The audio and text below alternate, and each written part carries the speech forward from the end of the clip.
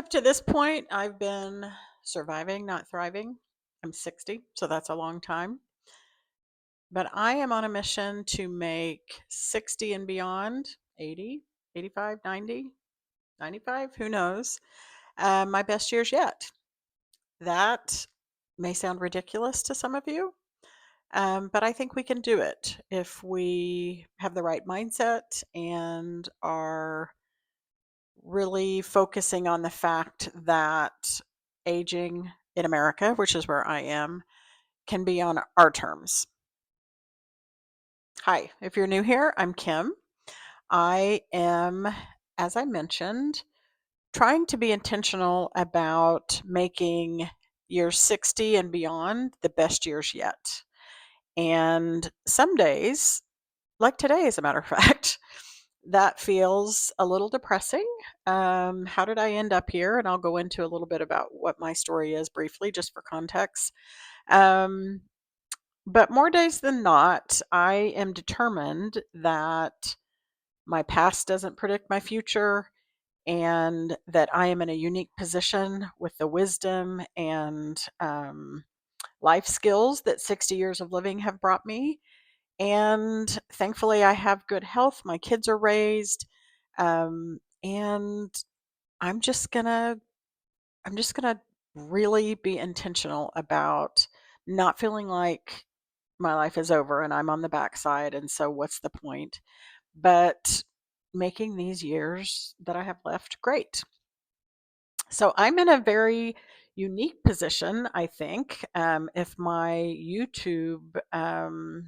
what YouTube feeds me is any indicator, most of the people my age, I see kind of two types of videos from the like over 50 creators. One is retirement. I'm about to retire. I retired. This is what I do with my money. This is what I'm doing in retirement. That's fantastic. This girl will never retire. I have nothing. So, um, and I'm not interested in hearing any of your advice or judgments about that. It is what it is for a variety of reasons. And so I will never retire. So here's what I'm doing. I am choosing to think of it as staying active will keep me younger, longer, keep me healthier, keep me sharper. So if you're in the same boat, I know when you look at those videos, it's like, how the did I end up here? Like, as my mom would say, I don't have a pot to pee in or a window to throw it out of. But we've all gotten here for a variety of reasons. And um, the first thing is acceptance. This is where we are. So, what are we going to do about it? And how can we make the best of it? So, that's how I'm choosing to think of it. The other kind of videos I see are like beauty and what to wear. And, that's fantastic too. That's just, first of all, that's just not anything I've ever really been interested in. I'm kind of a no frills person, probably from how I was raised, whatever, it doesn't matter. Um, but this is a little bit unique because I'm kind of living the life of a college student, like a 20-year-old. So a little bit about me. If I haven't said it, my name is Kim. Thank you for being here. This is my like third attempt to have a YouTube channel. The desire won't go away. I feel like I get so much from people that I watch on YouTube. I feel like I have things to say. I I just feel like I need to be on here. So here's my third attempt. Um, but a little bit about me. As I said, I'm 60. My 60-year-old living as a 20-year-old is I live in a small apartment. You can probably see it's a little bit one bedroom apartment. I live in the DFW area.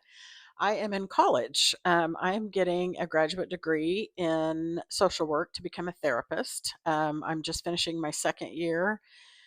I will graduate probably like on this day next year. So it's gone really fast. And I had the attitude I'm going to have to work till I die. So I want to do meaningful work. I've never really had a professional job. That's another video. Didn't even finish my bachelor's degree that I started in 1982 until 2018. So when I was 52. Um, So I am a full-time student. I take 9 hours, which is considered more than full-time as a graduate student. I work as a nanny, like many 20-year-olds. I take care of it's a family of four whose mom is a physician and a family of four kids. And the youngest one, who is my main responsibility, has a genetic disorder that she needs a special diet and some special medical monitoring, etc. And I've been with them since she was born, basically. She's a few months from being 3. So that's what I do for work. So I work 30 to 40 hours a week. I'm in school full time. 6 months out of last year and 6 months out of this coming year, I will be doing an unpaid internship. I am very bitter about it. It's not right. It's very privileged, and it nearly kills me. But I will, on top of doing all of that, will also be working unpaid, like 18 to 20 hours a week from mid May to early December. So time is limited. Um, I live in a little apartment. I'm a nanny and I'm a full time student. And so, yeah, other than all of these wrinkles, who would know that I'm not a 20-year-old? So, what can we do to make these years our best ever? I've kind of narrowed it down to 3 or 4 things. Um, and first of all, finances aren't everything, but that's how we measure a lot here in America. And by those standards, I am not successful. I don't have a retirement. I don't have a savings. I mean, very small. I drive a 13-year-old car. I don't own a home. I don't own a home and the home's not paid for. I, I just, that's just where I am. And I think, unfortunately, there are more of us than it's a little bit embarrassing to talk about, to be 60 and in this position, but there's a lot of reasons that I am. Um, and, I think there are more of us out there than, what we realize. So, what we do need to think about, though, is the ways we have been successful. Um, I have 3 adult children, 3 daughters. They're all in their 20s, and I'm very close with all 3 of them. I was a single mom to them. I have been for the last 18 and a half years. So I think the youngest was 6 when I got divorced. The oldest was 11. So most of their lives, I have been their only supportive parent. I provided for them financially. I did get child support. Thank you, Texas Attorney General, wage garnishment. But other than that, I had really no family support. Their dad was not involved. If anything, he was a negative.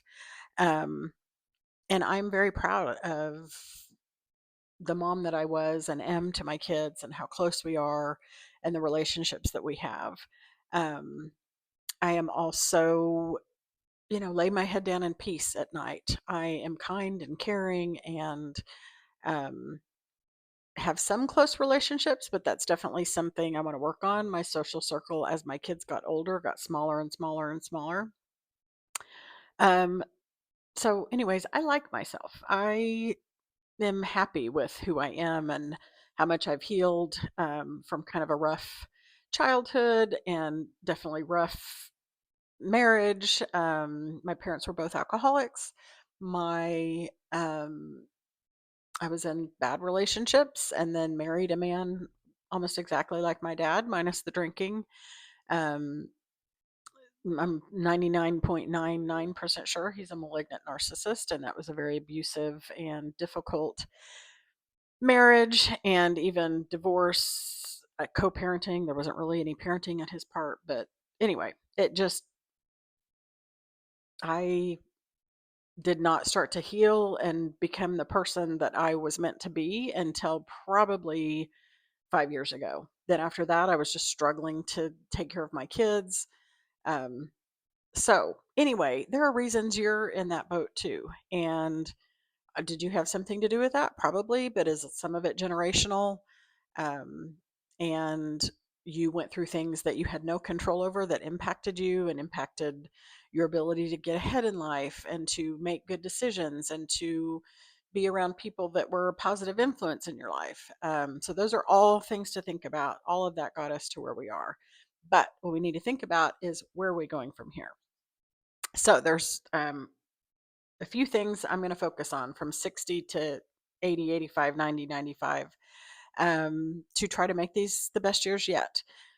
One thing is to remember we have so much wisdom at 50, 60, 70, 80. We've been through so much. We've learned so much. We have weathered so much. We've grown so much. And that will serve us well in these last decades. The other thing, I lost my train. Okay, I'll come back to that because I forgot what I was going to say. So the first way is I am choosing to find meaningful work. It's not work I'm going to get rich at, but I'll have more of a way to make a steady income than I did I do now, like working as a nanny. I can't work as a nanny forever. Um, and that is to become a social worker and hopefully become a therapist. I may work in dialysis. I hear that is a rewarding um, steady place to work. I'm even interested in hospice. So, what can you do that is meaningful work for you, whether that's creative work or whatever? Like, what can we do if we're going to have to keep working? What can we do to make that meaningful work? And you're never too old. Like, at face value, it looks ridiculous to go back to school at 59. But if I'm going to work for another 20, 25 years, why not? I mean, these last 2 years have passed anyway, and at least I'm working towards something. So that's number one, meaningful work. Number two is our physical health and mobility. I don't want to live to be 80 or 90 if I am not physically and mentally fit. So thankfully, I have been in good health. I do have this thing on my elbow because my elbow has been hurting for months and months. But one thing that I know that we have to keep working on is strength and mobility. So I have to not procrastinate and start doing some of that because I want to be able to, get up and down, not be at risk of falling, be able to have stamina and mentally be sharp. And from all the things I've read and researched and listened to and watched, um, physical mobility and strength, like weight training and mobility exercises, are going to be key. So that's number two. So, first one is meaningful work. If we're going to have to keep working, how can we make it meaningful? Second is our physical health. And then the third is social.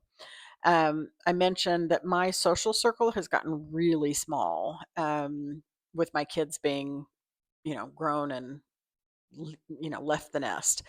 Um, and I don't want it to be that way. And I also know that that's something else that studies have shown that when older people are in community, that helps them thrive. So right now, I don't really have time to focus on that. But once I graduate and move, I'm going to move up to Oklahoma to be closer to my grandson.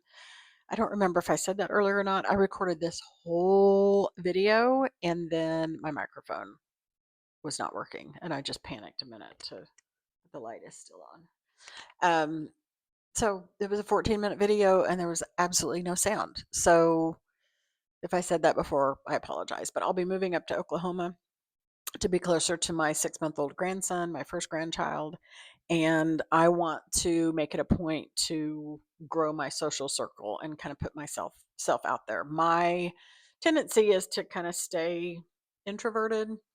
Um, Being raised by alcoholics and kind of a dysfunctional, abusive home, I have a lot of shame, and kind of have always felt like I don't really belong. And I really want to grow out of that and kind of push myself in that area. So, those are the three main things that I think we can work on to make these the best years ever. What ideas do you have? Where are you? What are you thinking about? What are you struggling with? What are you looking forward to? Um, and remember, these years, especially if you've raised kids, like I have 2 dogs now that honestly, I mean, obviously, I'm going to take care of them until they age out, but I think are they 7 or 8? I have 2 schnauzers. But now that I'm not raising kids anymore, I'm just kind of tired of taking care of living things and find myself feeling like, and nobody believes me. My kids are like, "You're not going to go without a dog. You've had dogs all your whole life." I'm tired of taking care of things and I don't have to anymore.